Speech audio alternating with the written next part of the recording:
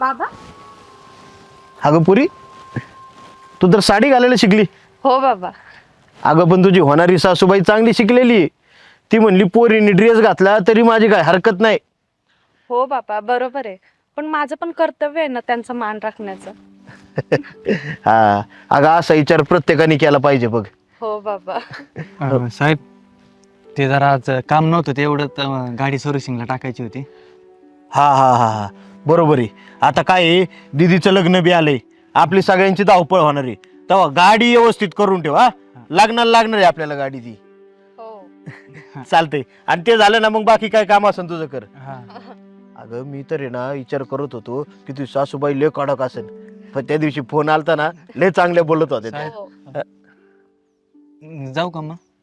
हा जा की, व्यवस्थित काम करून घे बरं का. आणि पैशाचं काय फोन कर मला. हा.